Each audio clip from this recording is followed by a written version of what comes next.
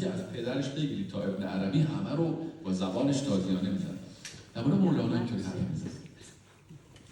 خیلی این عبارات زیاده. مولانا را ببین اگر خواهی که معنی العلماء ورثة الانبیاء بدانی و چیزی که شرح آن نمی‌کنم.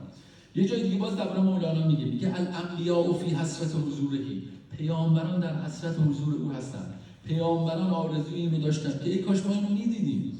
اگه این کلام رو پیدا کنن، آره میگه که بله جانهای اولیا و روان ایشان در آرزوی آنند که مولانا را دریافتندی و با او نشستندی و آن که راستی است و بی‌نفاق است. روان انبیا در آرزوی آن است.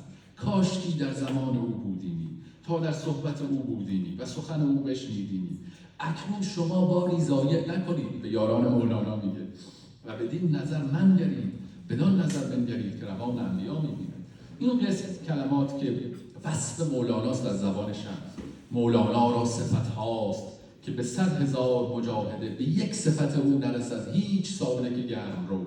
حلمش را گویی، علمش را گویی، تواضعش را گویی، کرم را گویی. ببینید چگونه صفات مولانا رو برمی‌شماره و میگه مولانا صفات مبارک بسیار داره.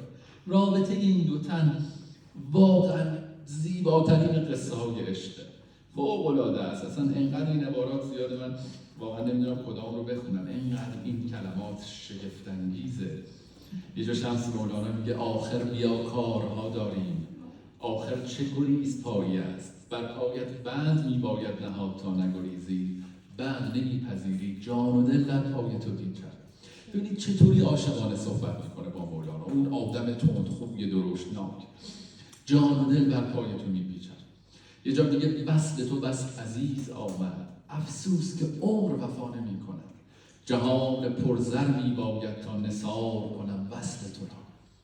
جهانی پر از زر نباید نثار لحظه وصل تو کنم. بسیار این کلماتی که خبر از این معنا میده که شمس مولانا رو چی میدید و چقدر مولانا رو عزیز میدید. گاهی خود مولانا در مقام اون تربیتی که از شمس دریافت میکرد هدف تیرهای خوی درشت شمس قرار میگرفت و ظاهرا شمس بود توضیح میکرد. خب گاهی به مولانا دل شکسته میشد از این چه رفتاری. حالا ببینید شمس درباره اون رفتارش چی میگه.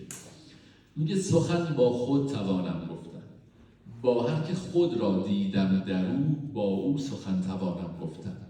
تو اینی که نیاز می نمایی، آن تو نبودی که بی نیازی و بیگانگی می نمودی.